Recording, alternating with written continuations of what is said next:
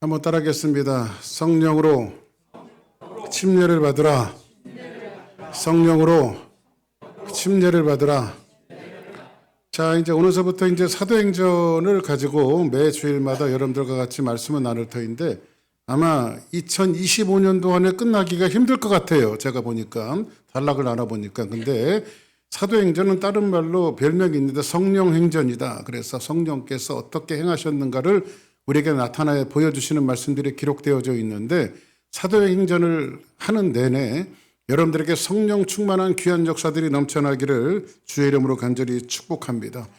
자, 우리가 사도행전을 이제 공부하다 보면 사람들이 흔히 외치는 구호가 있어요. 그 구호가 뭐냐면 초대교회로 돌아가자. 그래서 어느 교회에 갔더니 요 가까운 교회인데 어느 교회에 갔더니 교인들이 같이 북창을 하더라고. 초대교회로 돌아가자. 초대교회로 돌아가자 이렇게 외치더라고요. 근데 뭐 나쁜 거는 아닌 것 같아요. 왜냐하면 초대교회가 순수했고 역동성이 있었고 열정이 있었고 생명력이 있었기 때문에 아마 그 초대교회로 돌아가자라고 하는 그 향수를 가지고 사람들이 그런 구호를 외쳤던 것이 아닌가 생각해 봅니다. 그러나 여러분들이 사도행전을 계속해서 말씀을 듣고 공부를 하다 보면 초대교회로 돌아가서는 안 됩니다. 왜 그러냐면 사실 초대교회는 수많은 문제를 안고 있었어요. 그래서 성경에 보면요, 하나도 제대로 된 교회가 없어요. 그러면 여러분들 지구상에는 제대로 된 교회가 있을까요?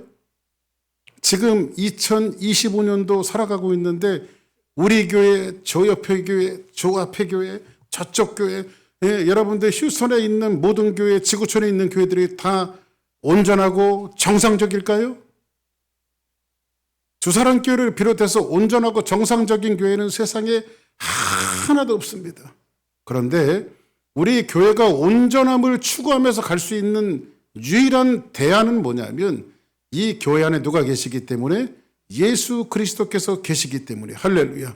그래서 제가 여러분들에게 아마 여러 번 그런 예를 드린 적이 있는데 저는 시골에서 이제 자라났기 때문에 이제 학교를 한 15리 정도 제가 걸어 다녔어요. 이렇게 학교 아침에 갔다가 이제 수업 마치면 돌아오고 친구들하고 이제 같이 걸어갔다가 걸어오는데 걸어오다 보면 여름 같은 데 되면 목이 마르잖아요. 그런데 옛날 시골에는요, 농사 짓고 살다 보니까 셋밥을 내가면요, 셋밥 내갈 때 항상 물을 안 갖고 갔어요. 왜 물을 안 갖고 가냐? 아무데나 파면 샘물이 나와요. 이렇게 옛날에는. 그렇죠? 1급수. 그래서 밭도롱, 논도롱 같은 데 보면요, 어르신들이 샘물을 파갖고 그 물을 그냥 어릴 때 보면요, 그냥 입을 차박고 먹었어요. 그냥 벌컥벌컥. 그런 물을 먹어도 하나 탈이 나지 않았어요. 왜냐하면 옛날에는 산천이 깨끗하고 물이 깨끗했기 때문에 우리 어린 시절에는 그런 물을 먹고 자라서 제 얼굴에 이렇게 인상이 좋은 겁니다. 그래서 그런 물을 먹고 자랐는데 이제 거기 가다 보면 샘물이니까요, 시원하잖아요. 그 물이 냉장고 물처럼 아주 시원하잖아요. 그러다 보니 이제 애들하고 장난을 놉니다. 거기서 이제 막 너무 더우니까 고무신 씨는 발을 담그기도 하고 막 구정물을 내면 어른들이 막 야단을 칩니다. 이놈들 그거 먹는 물인데 구정물을 냈다고 막 야단을 쳐요. 그러면 어른들을 피해서 우리는 막 도망가는 겁니다. 근데 신기한 것은 구정물을 냈던 그 샘물을 그 이튿날 또 마시고 있다는 거예요. 왜? 깨끗해요. 다시 그 이튿날 되면요, 언제 구정물이 났냐 할 정도로 샘물이 깨끗합니다. 왜 그러냐면 거기에서는 한없는 샘물이 올라오기 때문에 그래요. 할렐루야. 그러면 세상의 유일한 희망이 교회가 되는 것은 교회는 완전하지 않지만 교회를 만드신 예수님은 완전하기 때문에 할렐루야. 교회를 지으신 예수님은 완전하기 때문에 예수님께서 새로운 샘물을 매일매일 올려 보내시기 때문에 교회가 계속해서 주님 닮아가는 교회로 만들어지게 되어지는 거예요. 할렐루야. 그래서 세상에 교회는 완전한 교회가 없습니다. 왜 그렇습니까? 교회는 어른들도 오지만 아이들도 옵니다. 배운 사람도 오지만은 배우지 못한 사람도 옵니다. 저것처럼 잘생긴 사람도 오지만은 또 적당히 잘생긴 분도 또 오시게 되어지고 또 이렇게 여러 가지 다방면의 사람들이 오기 때문에 교회가 하나가 되어진다라고 하는 것은 사실은 불가능해요. 그런데 우리가 여러분 한 공동체 한 사람 한 사람이 예수를 믿을 때 여러분들이 예수를 믿고 예수를 신뢰하면 교회는 하나가 되어지는 거예요. 아멘. 목사를 믿고 집사님을 믿고 장로님을 믿고 권사님을 믿는 것이 아니에요. 믿음의 대상은 장로님이 아니며 목사님이 아니며 권사님이 아니며 집사님이 아니라 믿음의 대상은 오로지 예수 그리스도 한 분인 것을 믿기를 주의 이름으로 축복합니다.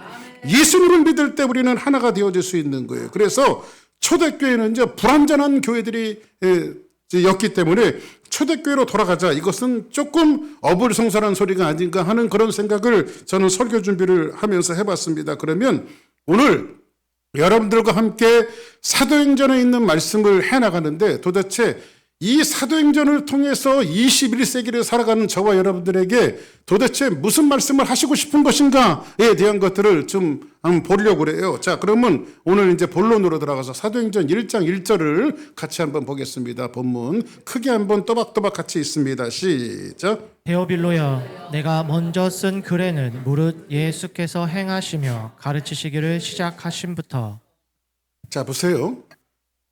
이상하게 그 사도행전 1장 2절은 데오빌로요라고 말합니다. 데오빌로라고 하는 사람이 나오네요. 그렇죠? 그러면 이 사도행전은 누구를 위해서 썼다는 거예요? 데오빌로라고 하는 사람을 위해서 쓴 거예요. 데오빌로. 자, 그러면 내가 먼저 쓴 글에는 이렇게 말하죠. 내가 먼저 쓴 글에는 그러면 자, 그러면 사도행전은 누가 썼습니까? 자, 다시 한번 얘기합니다. 사도행전은 누가 썼습니까? 그렇죠. 누가가 썼죠. 누가가. 그렇죠. 의사 출신 누가가 썼단 말이에요. 의사 출신 누가. 그러면 사도행전을 기록한 누가가 데오빌로요, 내가 먼저 쓴 글에는 그러면 이 누가가 먼저 쓴 글이 있네요. 그렇죠? 사도행전을 쓰기 전에 먼저 쓴 글이 있는데 먼저 쓴 글이 뭘까요? 그렇죠. 누가복음. 우리 참 주사랑교회 성도들은 이게 계속해서 말씀드리니까 굉장히 똑똑해요. 다들. 할렐루야. 예? 그 누가가 사도행전만을 쓴 것이 아니라 사도행전을 쓰기 전에 누가복음을 썼단 말이에요. 마태가 쓴 것을 마태복음이라고 이야기하는 것이고 마가가 쓴 것을 마가복음이라고 이야기하는 것이고 누가가 쓴 것은 누가복음이라고 이야기하는 것이고 요한이 쓴 것을 요한복음이라고 이야기하는 거란 말이에요. 그러면 누가가 쓴 글에는 이렇게 말합니다. 그러면 사도행전을 이해하기 위해서는 데오빌로요, 내가 먼저 쓴 글에는 그러면 먼저 쓴 글 누가복음에는 무릇 예수께서 행하시며 가르치시기를 시작하신부터 끝까지 모든 것이 기록되어져 있다. 그러면 데오빌로가 먼저 이 누가가 데오빌로에게 먼저 이야기하는 것은 뭐냐면 내가 지금서부터 너에게 글을 보내는데 이 글을 이해하기 위해서는 먼저 뭐를 알아야 된다? 누가복음을 알아야 된다. 그러니까 우리도 사도행전을 이해하기 위해서는 뭘 알아야 될까요? 누가복음을 알아야 돼. 그래서 누가복음으로 한번 가보자 이 말이죠. 우리가. 예? 자, 누가복음 1장 1절 시작. 우리 중에 이루어진 사실에 대하여. 자, 우리 중에 이루어진 사실에 대하여. 자, 그러면 이 초대교회 사람들이 누가뿐만 아니라 사도들과 많은 제자들이 우리 중에 이루어진 사실이에요. 사실. 이거는 분명한 사실이에요. 근데 그 사실을 뭐라고 이야기하고 있냐면 이렇게 이야기합니다. 시작. 처음부터 목격자와 말씀에 일꾼된 자들이 전하여 준 그대로 내력을 저술하려고 붓을 든 사람이 많은지라. 자, 그러면 사람들이 지금 이때 어떤 사건이 일어났냐면 왜 사람들이 나도 책 써야 되겠다. 나도 책 써야 되겠다. 이런 사람들이 많이 일어나는데 마태도 나도 책을 써야 되겠네. 요한도 나를 책을 써야 되겠네. 마가도 나를 책을 써야 되겠네 하면서 붓을 든 사람들이 많이 일어났단 말이에요. 처음부터 목격자와 말씀에 일꾼된 자들이. 그러면 목격자라고 하는 것은 증인들이거든요. 증인은요, 목숨을 걸고 바른 대로 증언하는 사람이 증인이란 말이에요. 할렐루야. 법적인 용어거든요. 근데 처음부터 목격자의 말씀에 일꾼된 자들이 전하여 준 그대로 내력을 저술하였고 붓을 든 사람들이 많은지라. 그런데 이 사람이 이곳에서 기록되어진 것이 어떤 것이냐면 이 사람들이 기록한 내용들이 예수님께서 이 땅에 어떻게 오시게 되어졌는지, 그리고 예수님은 어떤 생애를 살아가시게 되어졌는지, 예수님은 어떤 복음을 전하셨는지, 예수님께서는 그 맨 마지막에 십자가를 어떻게 지셨는지, 그리고 십자가에서 우리를 어떻게 용서하셨는지, 십자가에서 용서하실 뿐만 아니라 죽음과 사망의 권세를 이겨내시고 3일 만에 어떻게 부활하셨는지, 부활하시고 나서 예수님은 하늘로 그냥 곧장 올라가신 것이 아니라 부활하신 살아계신 예수님이 40일 동안 인생들과 같이 있었다고, 제자들하고 같이 먹기도 하시고 마시기도 하시면서 사람들에게 복음을 증거도 하시면서 살아나신 예수님께서 승천하시기 전에 며칠을 같이 계셨어요? 40일을 같이 계셨어요. 그러면 허다한 증인들이 있었을까요? 없었을까요? 그 증인들은 예수님이 십자가에 못 박힌 장면도 보았던 사람들이고, 예수님이 무덤에 장사되어진 것들도 보았던 사람들이고, 예수님의 부활을 목격했던 사람들이고, 부활하신 예수님이 살아나셔서 40일 동안 같이 그 사실을 목격했던 사람들이니까 이게 정말 익사이딩한 사실 아니에요. 그래서 저 같아도 글을 쓸 것 같아요. 저 같아도 이거는 후세에게 기록을 남겨야겠다 해갖고 이 글을 쓴 사람들이, 붓을 든 사람들이 많이 일어났다는 거예요. 이해되시면 아멘 하시기 바랍니다. 이렇게 쉽게 얘기하는데 이해 안 되시면 안 되겠죠. 할렐루야. 자, 그러면 붓을 든 사람들이 많은지라. 근데 누가복음에 보니까, 누가복음을 누가 썼다고요? 누가가 썼다고. 그런데 보니까 3절에 같이 한번 읽어보겠습니다. 시작. 그 모든 일을 근원부터 자세히 미루어 살핀 나도 데오빌로 각하에게 차례대로 써 보내는 것이 좋은 줄 알았노니. 자, 보세요. 아까 사도행전 1장 1절에 보니까 데오빌로요, 내가 먼저 쓴 글에는 이렇게 얘기했죠. 근데 누가복음에도 보니까 그 모든 일을 근원부터 자세히 미루어 살핀 나도 데오빌로 각하에게 차례대로 써 보내는 것이 좋은 줄 알았노니. 그러면 누가복음도 사도행전도 지금 누구에게 보내는 서신이에요? 이게 누구에게 보내는 글이에요? 그렇죠. 데오빌로에게 보내는 서신이며 글이란 말이에요. 그러니까 수신자가 누구예요? 데오빌로라고 하는 사람이에요. 그래서 누가는 데오빌로에게 아주 필이 꽂혀져 있었어요. 필이 꽂혀져 있어서. 그래서 여러분들 이렇게 한번 생각해 보자고요. 아침에도 일부 예배 드리면서 갑자기 생각이 나서 이야기했는데, 북한에는 김정은이가 1인자란 말이에요. 그죠? 근데 대충 한 넘버 5 정도, 군서열 넘버 5 정도 된 사람이 어떻게 하다가 복음을 받아들이게 됐어. 그리고 그리스도인이 되어졌단 말이에요. 근데 그리스도인이 되어졌는데 예수님에 대한 진상과 내용들을 잘 알지 못해요. 그러면 저라도 편지를 써서 그 사람에게 편지를 보낼 것 같아요. 예수님이 어떻게 사셨고, 어떻게 돌아가셨고, 어떻게 부활하셨고, 그 주님이 왜 우리의 주님인지 저라도 편지를 보낼 것 같아요. 근데 이 데오빌로라고 하는 사람이 성경에 보니까 각하라고 이야기하는데, 사료에 의하면 이 사람은 로마의 고위 관료예요. 아주 높은 사람이란 말이에요. 그래서 사료에 의하면 총독 이상 정도 되어지는, 한 지역을 다스리는 총독 이상 되어지는 사람으로 아주 그 실력이 있고 정치적으로 영향력이 있는 사람이었는데, 이 사람이 어떤 경로를 통해서 지금 복음을 받아들이게 되어졌어요. 이 높은 사람이. 이 사람이 지금 복음을 받아들여서 변화가 되어지기 시작했어요. 그럼 예수님을 믿은 사람들은 뭐를 해야 돼요? 하나님 말씀을 공부를 해야 돼요. 예수 그리스도를 믿은 사람들, 하나님에 대한 말씀을 공부를 해야 돼요. 어떻게 나를 구원하셨는지, 어떻게 그분이 돌아가셨는지, 하나님이 누구신지. 그래서 여러분 아침 성경 공부가 그래서 필요한 거죠. 근데 이 사람은 두 가지 합성어를 갖고 있어요. 데오빌로, 데오스필로스. 하나님이 사랑하시는 자. 하나님이 사랑하시는 자. 이런 뜻을 갖고 있습니다. 그래서 지금 누가복음을 통해서 지금 유대의 로마의 관리로서 굉장히 높은 지위를 갖고 있는 데오빌로라고 하는 사람에게 지금은 그리스도인이 되어졌지만 어렴풋이 전모기 신앙으로 이제 거듭난 데오빌로에게 복음의 확신함을 주고 싶은 거예요. 복음의 확신함. 예수님이 누구신지를 바로 설명해 주고 싶은 거예요. 지금요. 이해되시죠? 무슨 말씀이지? 자, 그러면 누가복음 1장 4절입니다. 자, 시작. 각하가 알고 있는 바를 더 확실하게 하려 함이로다. 할렐루야. 이는 각하가 알고 있는 바를 더 확실하게 하려 함이라, 이렇게 말하고 있습니다. 그러면 누가는 서신을 통해서 지금 뭐에게? 자, 그러면 여기 보세요. 누가복음에는 데오빌로 각하 이렇게 썼죠.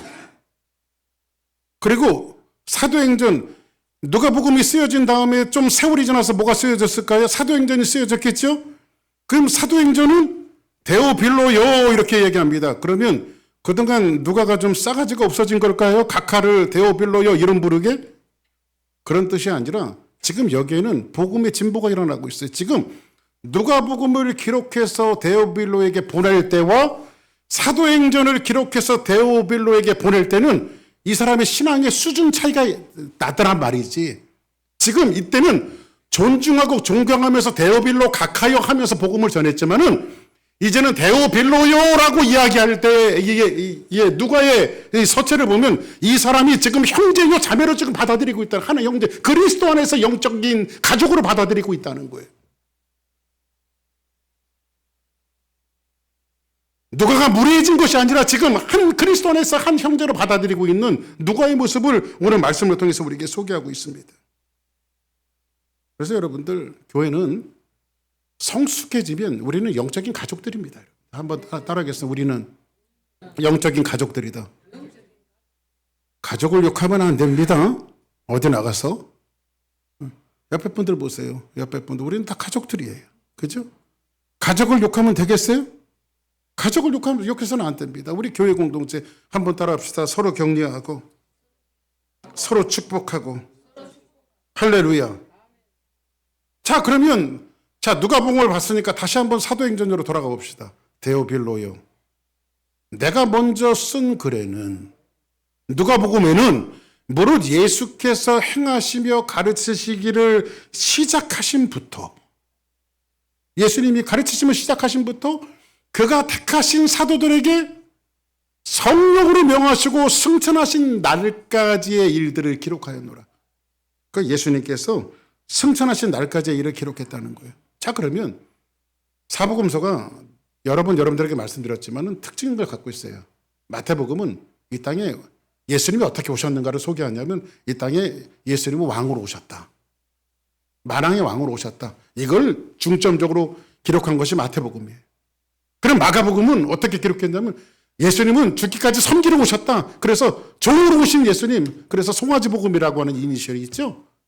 종으로 오신 예수님.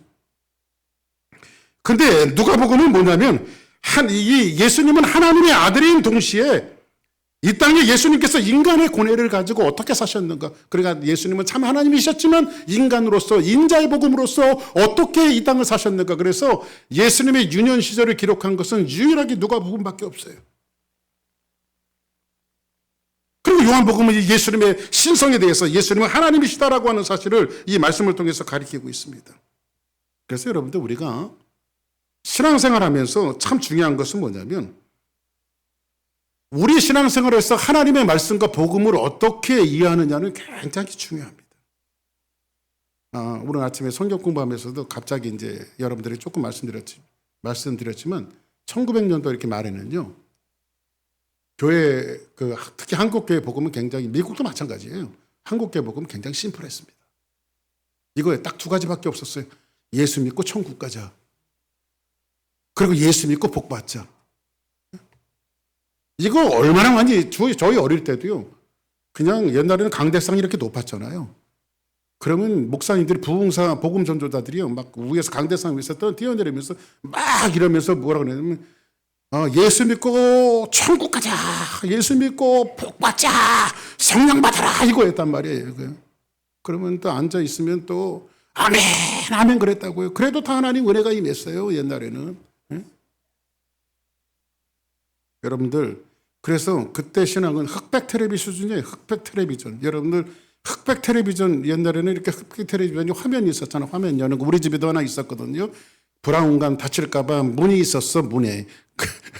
그 문을 착 열고 텔레비전을 보는 그런 시절이 있었거든요.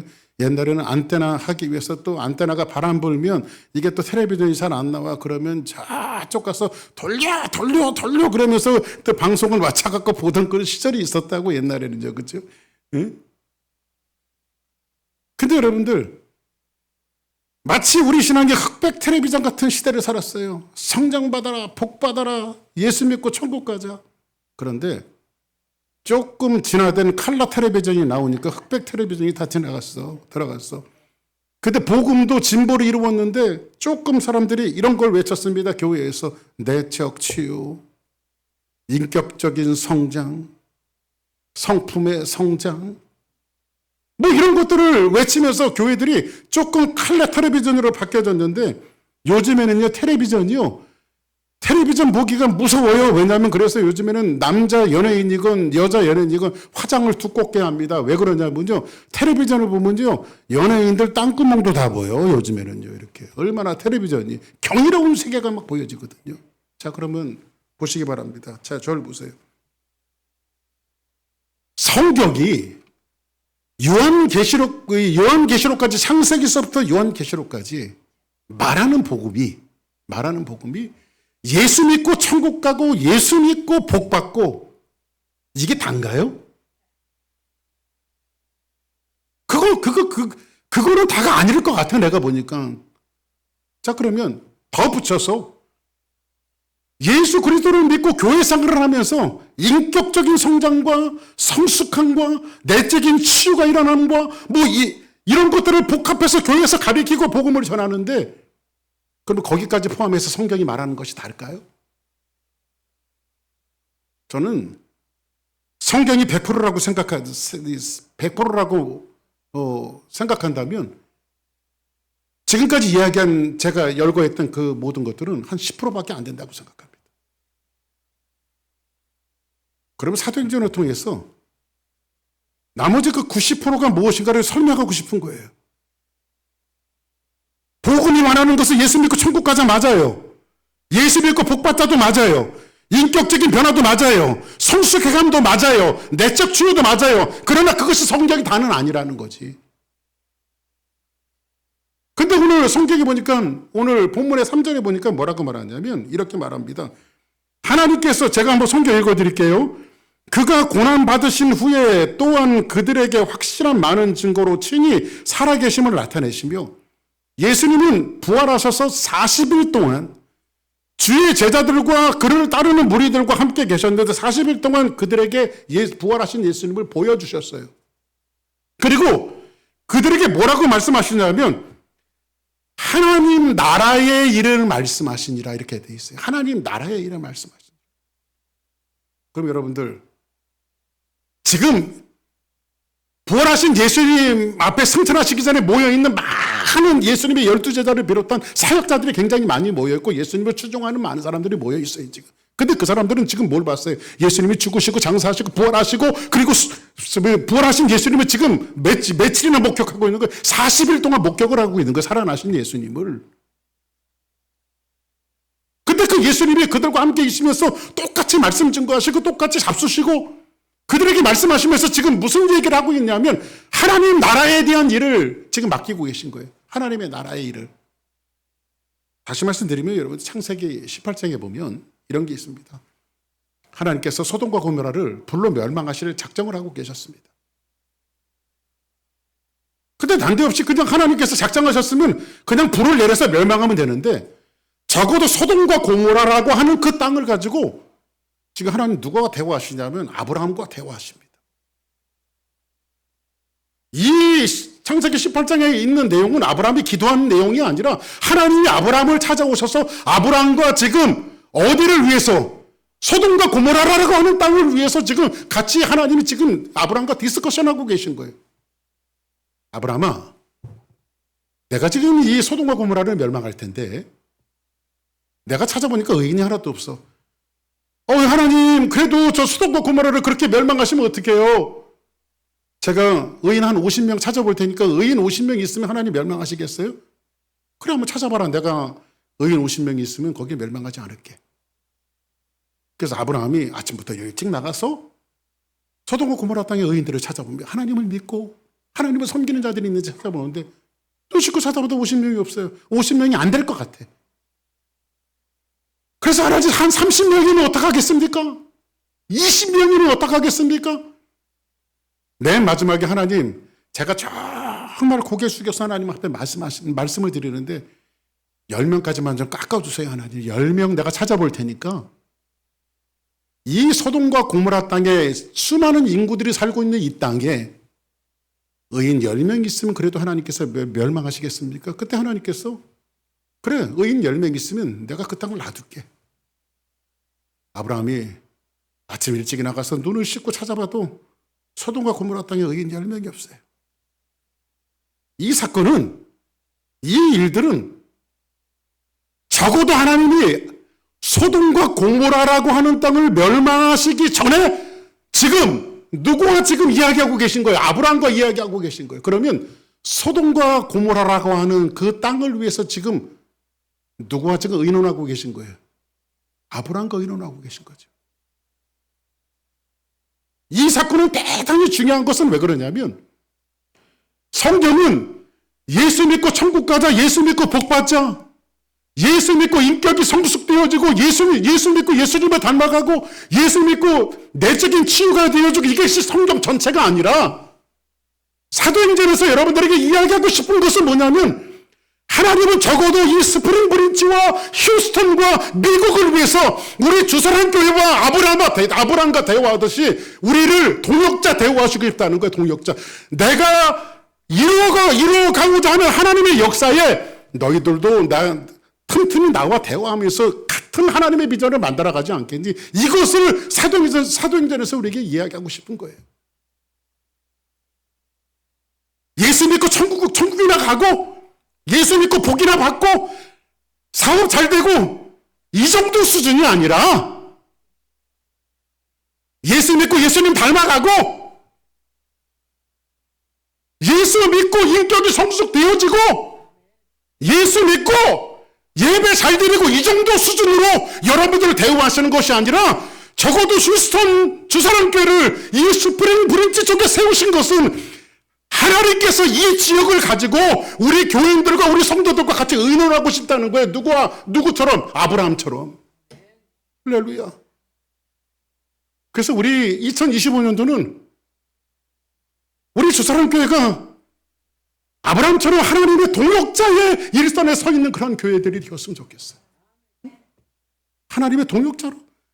그래서 나머지 90%가 이야기하는 것은 뭐냐면 하나님의 동역자로 살아가는 인생이란 말이에요. 하나님의 일은 나의 일이고 나의 일이 하나님의 일이 되어지는, 나의 일과 하나님의 일이 분리되어지는 것이 아니라 하나님을 알고 났더니 하나님의 일이 내 일이 되어지는 그런 2025년도가 되었으면 좋겠어요. 피나이다 하면서 그냥 주머니 속에서 하나님이 필요할 때 꺼내서 쓰는 그런 하나님이 아니라, 그죠? 아침에도 말씀드렸죠? 미신적인 신앙이 뭐냐고요? 미신적인 신앙은요, 하나님이 필요할 때 꺼내서 쓰는 거예요. 그냥 급할 때 꺼내는 거예요. 아이고 하나님한테 급할 때 꺼내 쓰는 거예요. 그죠? 근데 진짜 신앙은 뭔지 아십니까? 내가 그리스도를 알면 알수록, 하나님을 알면 알수록 그분이 하시는 일들이 너무 고기롭고 고상해서 하나님이 나를 동역자 대우해 주실 때에 적어도 소돔과 고모라라고 하는 도시를 가지고 하나님과 1대1로 면담하면서 그 도시를 걱정했던 하나님의 사역자였던 아브라함. 그런 사람으로 2025년도에 여러분들과 저를 부르시기를 원하는 거예요. 그렇죠? 그런 사역자들. 그런데 이 하나님께서 사도행전을 보니까, 오늘 말씀 보니까 그 사역자들, 동역자들을 부르실 때에 그냥 보내시는 것이 아니라 하나님은 우리를 그냥 너희들 주의 일을 나와 같이 하지 않겠니? 이렇게 말씀만 하시는 분이 아니라, 한번 따라 합시다. 하나님께서는 연장을 주신다. 여러분들 밭에 나가서 일하는 사람에게는 쟁기를 줘야 될 거 아니에요. 그렇죠? 전쟁에 나가는 사람들은 총이나 칼을 줘야 될 거 아니에요. 그때 예수님께서 말씀하십니다. 자, 사도행전 1장 4절 시작. 모이사 그들에게 분부하여 이르시되 예루살렘을 떠나지 말고 내게서 들은 바 아버지께서 약속하신 것을 기다리라.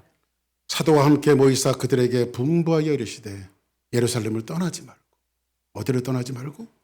예루살렘을 떠나지 말고 내게 들은 바 아버지께서 약속하신 것을 기다리라. 이것을 사도행전을 쓰기 전에 사도행전의 저자였던 누가가 누가복음을 통해서 맨 마지막에 뭐라고 이야기하냐면 누가복음 24장 49절에 보니까 볼지어다 내가 내 아버지께서 약속하신 것을 너희에게 보내리니 너희는 위로부터 능력으로 입혀질 때까지 이 성 예루살렘을 떠나지 말라고 이미 누가복음을 통해서 우리에게 이야기해 주고 있어요. 뭘 주시기 위해서? 요한복음에 보니까 이렇게 이야기합니다. 그때 24장 32절 같이 한번 더 읽어볼까요? 시작. 그들이 서로 말하되 길에서 우리에게 말씀하시고 우리에게 성경을 풀어주실 때에 우리 속에서 마음이 뜨겁지 아니하더냐 하고. 누가복음이 이런 얘기를 씁니다. 그러면 너희들이 왜 떠나지 말라고 이야기했냐면 예수님이 부활하시고 난 이후에 제자들이 절망과 공포에 빠져 있을 때 제자들 둘이 엠마오로 걸어가고 있었습니다. 그때 부활하신 예수님이 그들과 동행하고 있습니다. 그들이 같이 동행할 때에 어떤 역사가 벌어지냐면 예수님이 선지자들을 통해서 이야기하신 그 하나님의 말씀을 풀어줄 때에 그들의 가슴이 뜨거워지기 시작했어요. 할렐루야. 성경을 뭐 할 때에 풀어주실 때에 우리 마음이 뜨겁지 않냐. 사랑하는 여러분, 저는요 죽을 때까지 한 가지 소원이 있다면 우리 주사랑교회 성도들에게 창세기서부터 요한계시록까지 다 될런지 모르지만 성경 강의하고 죽는 게 제 소원이에요. 그게 다 될런지 모르겠지만 하나님의 말씀을 풀어줄 때에 성경을 풀어줄 때에 성경이 너무 신비로운 게 뭐냐면요 어떤 책을 읽었습니다. 이 책이 너무 좋아요. 그래서 한 번 더 읽었어요. 두 번 읽었더니 안 보이던 것이 또 보여요. 너무 좋아요. 세 번 읽었어요. 근데 네 번은 안 읽게 되더라고. 왜냐하면 그 책의 내용들이 머릿속에 다 있는 거예요. 그런데 나는 성경 참 신비합니다. 제가 35년 넘게 목회했는데도 불구하고 성경은 매일매일 매주 볼수록 너무 신비로운 책이에요. 새로운 것들이 막 전달되어지는데 얼마나 신비로운지 몰라요, 성경에 진짜. 그래서 이 성경은 하나님이 저자가 맞아요. 하나님이 쓰신 성경책이 맞아요. 왜냐하면 너무 신비로워요, 성경이. 저 말고 다른 설교자들의 설교도 저는 다른 목사님들의 설교도 저는 많이 듣습니다. 그 설교자들을 통해서 제가 보지 못한 시각들이 또 익혀질 때는 제가 막 무릎을 칩니다. 와, 이런 뜻도 있었구나. 그래서 저는 확인하고 난 다음에 그걸 막 자꾸 메모리해요. 왜? 그냥 내 거로 만들려고. 메모리를. 하나님 말씀 너무너무 신비해요. 예수님의 제자들에게 부활하신 예수님께서 첫 번째 하셨던 사건은 뭐냐면 선지자들의 성경을 풀어줬어요. 성경을 풀어주니까 어떤 역사가 벌어지죠? 마음이 뜨거운 역사가 벌어져요. 할렐루야. 마음이 뜨거운 역사가 벌어져요. 이게 얼마나 중요한 건지 몰라요. 여러분들 저하고 한번 사실대로 얘기해 보자고요. 성경은 하나님의 말씀이잖아요. 여러분들은 하나님의 말씀이 잘 이해되던가요? 저는 하나님 말씀 잘 이해 안 됩니다. 끊임없이 하나님의 말씀을 알려고 또 알아도 그래서 시편 기자가 이야기한 것처럼 하나님의 말씀을 자꾸 묵상하면 묵상할수록 꿀송이 송이꿀보다 더 단 거예요, 하나님의 말씀. 왜냐하면 늘 새롭기 때문에. 할렐루야. 그런데 하나님의 말씀이 너무 신비로운 건요, 여러분들의 지식으로 하나님의 말씀을 이해할 수 없다는 거예요. 그래서 오늘 일부 예배 드리면서 사역자들한테 부탁했는데 성경 공부든 설교 원고든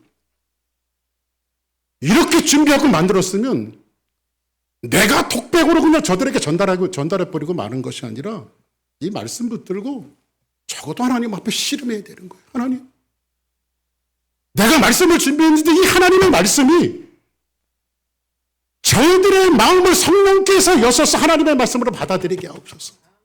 왜냐하면 하나님이 영이시기 때문에 영이신 하나님이 오셔서 하나님의 말씀을 이해시켜야 하나님의 말씀이 이해되어지는 것이지, 아무리 크리스토스톰이라든지 황금의 입을 갖고 있는 스폴전 목사님이 다시 살아와서 유창한 말씀으로 증거한다 할지라도 성령께서 여러분들의 마음을 열어주지 않으면 하나님의 말씀을 이해할 수도 없어요. 왜?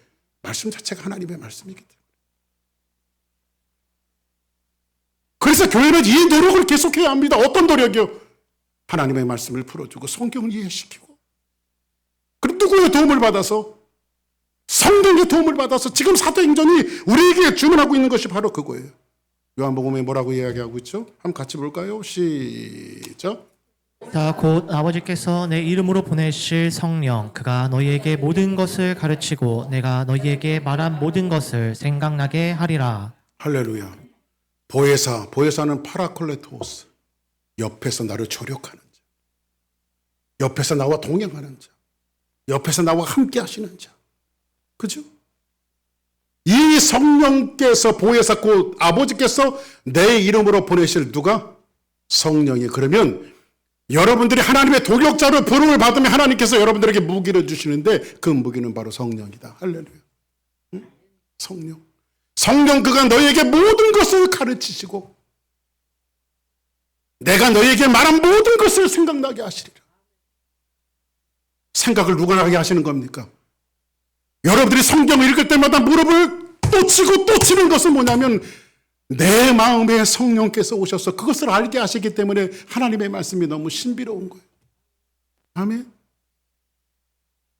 제가 지난 송구연 영신 예배 끝나고 콜로라도 스프링스 가서 어저께 밤 11시에 왔습니다. 주일까지 목사님 집회를 해 주십시오. 참 못합니다. 신년 예배는 우리 교회 성도들과 같이 지내야지 합니다. 그래서 5년, 한 4년 전서부터 얘기를 하셔서 그러면 토요일 날 돌아가시라고. 그래서 제가 할 수 없이 이제 가서 말씀을 나누고 이제 어제 밤 11시에 왔습니다. 제가 집회하는 게 뭐 대단한 게 아니에요. 성경을 풀어줍니다. 예배를 마치고 한 세대 개의 세대. 피아노, 예배 시간마다, 그러니까 피아노가 바이올린을 켜는 자매가 있는데, 예배를 마치고 가려고 하니까 막 뛰어와요, 저를. 예. 인사를 하는 거예요. 근데 똑같은 말을 하더라고요. 목사님, 오늘 목사님 성경을 풀어주셨는데 자기 평생에 성령 체험을 했습니다. 처음으로. 성령께서 임재하신 거, 성령께서 역사하신 거. 내 머리가 얼마나 하나님의 말씀에 대한 이해에 대한 시원함이 오든지 그것은 성령의 역사입니다 하면서 제 앞에서 눈물을 흘리더라고요. 사랑하는 여러분, 성령은 우리의 조명이십니다. 여러분들이 어떻게 예수님을 믿게 됐습니까? 막 예수님이 막 믿어줘요 그냥? 그건 새빨간 거짓말입니다. 어떻게 예수님이 막 믿어집니까? 근데 성경은 이렇게 얘기합니다. 누구든지 성령이 아니고는 예수를 주라 시인할 수 없느니라. 할렐루야. 왜 내게 성령 주셔서 내 마음을 감동해 주 예수 믿게 하는지 난 알 수 없도다. 할렐루야. 저는 매주 우리 교회에서 설교하고 강의하고 성경 공부하고 우리 사역자들이 여러분들 말씀을 가르칠 때 여러분들이 성령이 열어주셨으면 좋겠어요. 그리고 우리 주사랑교회 성도들이 어른으로부터 아이에게까지 하나님의 말씀에 대해서 무지한 사람들이 되지 않았으면 좋겠어요. 그래서 2025년도도 여전히 하나님의 말씀은 강단에서 선포될 것이고 사역자들을 통해서 하나님의 말씀이 여러분들에게 복음이 증거되어질 때에 여러분들이 성숙하고 성숙을 넘어서 아브라함처럼 하나님의 동역자가 되어지는 역사가 있었으면 좋겠어요. 적어도 하나님의 비전과 하나님의 소망과 하나님이 세상에 해야 할 그 일들을 여러분들과 상의하는 그런 일들이 동역자로 인식되어지는 그런 일들이 있었으면 좋겠어요. 성경 한 장만 더 보겠습니다. 요한복음 15장 26절 시작. 아버지께로부터 너희에게 보낼 보혜사 곧 아버지께로부터 나오시는 진리의 성령이 오실 때에 그가 나를 증언하실 것이요 할렐루야. 진리의 성령이 오실 때 그가 나를 증언할 것이라고 말합니다. 여러분들, 성령 충만하면 누가 보이는지 아십니까? 성령 충만하면 예수님이 보여요. 할렐루야. 성령 충만하면 예수가 나타나요. 제가 영등포 침례교회에서 예수 미니스터리를 하고 있었을 때 아이들을 막 가르쳤습니다. 중학교 2학년짜리 하나가 기도원을 갔다 왔어요. 기도원. 한동안 안 보이더니 너 어디 갔다 왔냐 그랬더니 기도원 갔다 왔대요. 기도원 갔다 와서 자기가 성령 충만함을 받았대요. 그러면서 저한테 하는 말이 뭐라고 얘기를 하는지 아십니까? 전도사님, 구원 받았어요? 성령 충만하면 무례한 것이 아니라 성령 충만하면 겸손합니다. 할렐루야. 성령 충만하다고 하면서 내가 나오는 사람들이 있어요. 내가. 그러나 성령 충만하면 세상과 나는 간 곳 없고 구속한 주만 보이도다. 할렐루야. 성령 충만하면 세상과 나는 간 곳 없고 구속한 주만 보이는 거예요. 맨 마지막 요한은 물로 침례를 베풀었으나 너희는 몇 날 못되어 성령으로 침례를 받으리라. 할렐루야. 예수님은 사역을 시작하실 때에 요단강에서 침례를 받으셨습니다. 그런데 교회는 성령의 침례에 임했을 때 교회의 출발의 시작이 되어졌어요. 2025년도는 우리 주사랑교회 성도들이 시작하는 이 첫 번째 주일부터 성령의 충만함을 받았으면 좋겠어요. 할렐루야. 성령의 충만함을 받아서 하나님의 말씀이 납득이 되어지고 이해가 되어지고 성령께서 여러분들의 마음속에 예수님께서 풀어주셨던 이 성령의 역사들이 넘쳐나서 가슴이 뜨거워지는 역사가 벌어져서 여러분들이 예수 믿고 복이나 받고 천국이나 가고 사업 잘 되고 자식들 잘 되고 인격이 성숙하고 내적 치유가 일어나는 그 수준을 넘어서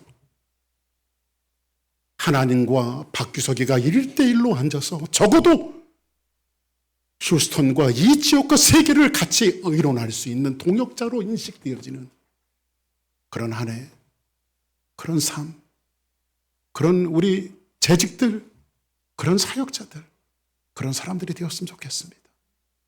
하나님의 믿음으로 승리하기를 주의 이름으로 축복합니다. 다 같이 자리에서 일어나시겠습니다.